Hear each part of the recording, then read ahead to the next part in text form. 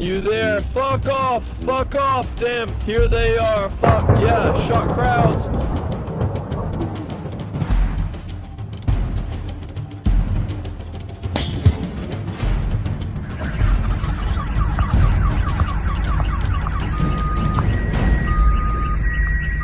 Apparently, Dmitry, August 11, 2025, 2 a.m. Arzamas, an industrial city about 750 kilometers inside Russia. For its residents, the war in Ukraine was a distant reality, something they only saw on the news. But that illusion of safety was shattered when zombie drones filmed the morning.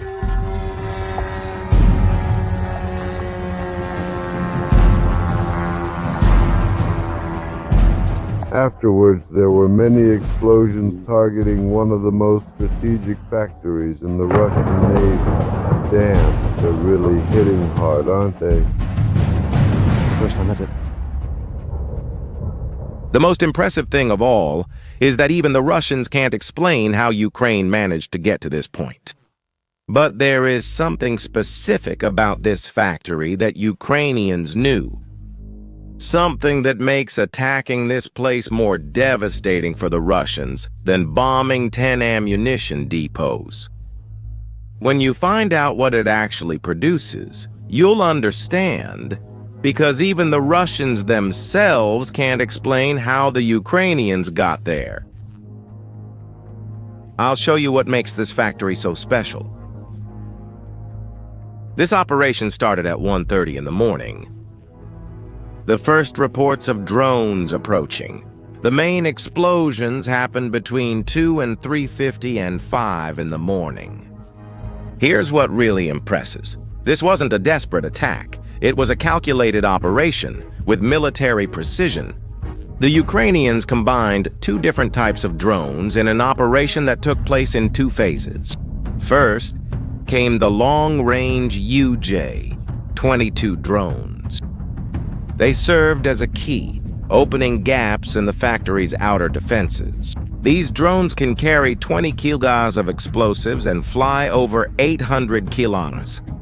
That distance is enough to depart from Ukrainian territory and reach Arzamas. After the breaches were opened, smaller first-person view drones, described as moped-style, acted like a scalpel. They were guided through the openings to hit specific targets inside the production halls. Several videos quickly appeared on social media, Showing the attack in real time.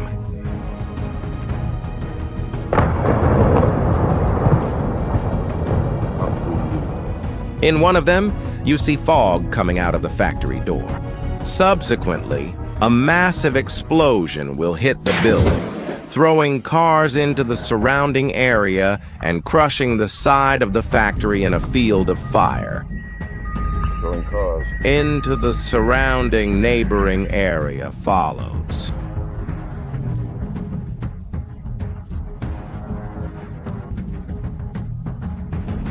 This administration confirmed that drones penetrated the defenses and caused damage inside the installation. But now it gets really fascinating.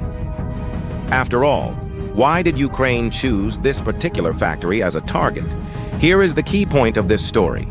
The facility in question belongs to the Arzamas instrument building factory. And, if I'm not mistaken, someone thinks this is just an installation. It has existed since 1957, and it is a core part of Russian military industry. But what makes it unique is its dual function.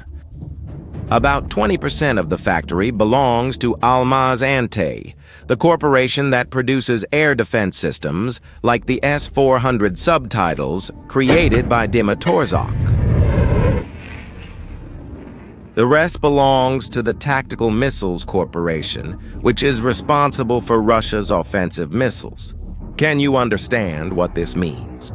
A single attack like this degrades both Russia's offensive and defensive capabilities. It's like hitting 2 targets with 1 shot. But here's the real masterstroke. The factory produces the brains of Russian missiles, so to speak, and 90% of its production is dedicated to military orders. They manufacture guidance systems, gyroscopes, onboard computers, and steering mechanisms. Without these components, Russian missiles become blind bombs that don't know where to hit. As you can see, Ukrainians didn't just attack missiles. They attacked the only place that manufactures the components that make these missiles functional. And when we talk about missiles, we're talking about some of Russia's most important weapons.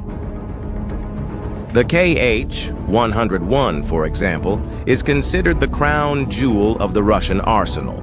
It's a stealth cruise missile with a range of up to 3,500 kilometers. It can be launched from within Russian airspace, far from Ukrainian defenders.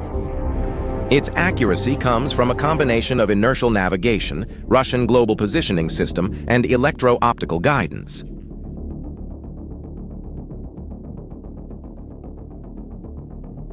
In this sense, the Arzamas factory produces the BDG 1M damping gyroscope unit, which is crucial for all this stability and accuracy. KH-32 is another missile that depends on components from Arzamas. It is supersonic, meaning it flies faster than the speed of sound. This makes it extremely difficult to intercept. The KH-0501M system, produced in Arzamas, is fundamental for its guidance and control. There's a devastating irony in this story. That's because these missiles, which Russia calls completely domestic, are filled with American and European microchips. Analyses of downed KH-101 missiles revealed components from Texas Instruments, analog devices, advanced micro devices, and Infineon. And knowing how Russia gets these chips if it's under heavy sanctions, it's through third countries and smuggling. Russia buys these components from intermediary companies in countries that don't apply sanctions, which in turn bought them from American and European companies. The Arzamas factory, in turn, is the place where these smuggled chips are assembled and integrated into Russian weapons systems. That's where an ordinary American chip becomes the brain of a missile that can attack Ukrainian cities. But now, the Ukrainians have just imposed their own sanctions, but they're quite different. While the West tries to block these chips through economic sanctions, Ukraine solved the problem by force, physically destroying the factory that turns Western components into Russian weapons. This attack is part of something much bigger. Ukraine is implementing a new military doctrine called strategic neutralization. The idea is simple. Instead of trying to destroy the entire Russian arsenal, you make its ability to function irrelevant. As the Carnegie Endowment for International Peace, one of the leading international policy research centers in the United States, said, the goal is to paralyze Russia's ability to achieve any military success, not by defeating it completely, but by making the pursuit of its objectives impractical and futile in practice. And in that sense, a functional defeat is smarter than total destruction. That's because it's much more efficient to attack a factory that produces critical components than to try to hit hundreds of depots scattered across Russia.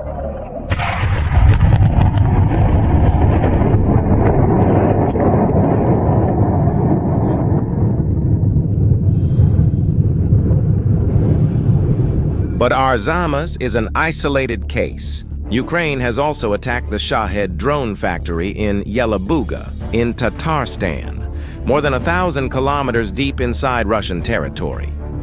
It has also attacked infrastructure to cut off funding for the war.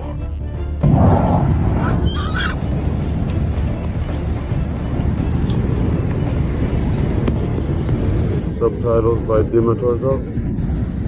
Subtitles created by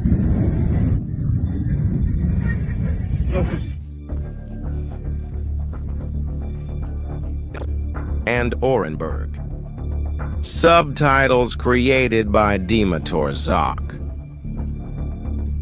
Now, decide whether to withdraw your valuable air defense systems from the front line to protect the industrial rear, or leave your economic and military heart vulnerable. Systems like the S-400 and Pantsir are needed on the battlefield to fight Ukrainian aviation and high-mobility artillery rocket systems.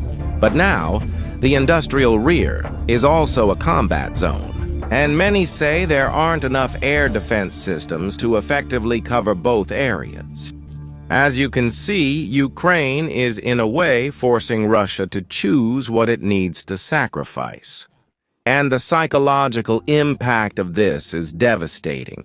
These nighttime attacks are not just tactical, they shatter the illusion that there is a safe Russian rear. Every air raid siren, every explosion reminds the Russian population that the war is not distant, it's at their doorstep.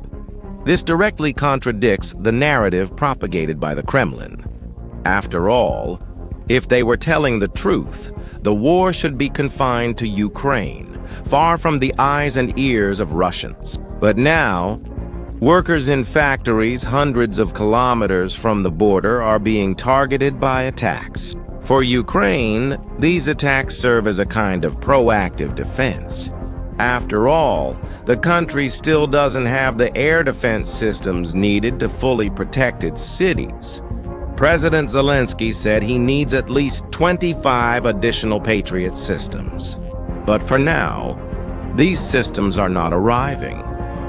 Disabling Russian missile production reduces the number of threats Ukraine will have to intercept in the future. It's like they're buying time that is critical for them in the current state of the war. And you, what do you think? Will these deep Ukrainian attacks on factories inside Russia change the course of the war? Leave your opinion in the comments. If you found this content useful, subscribe to the channel and share it with others who are also interested in analysis. See you next time.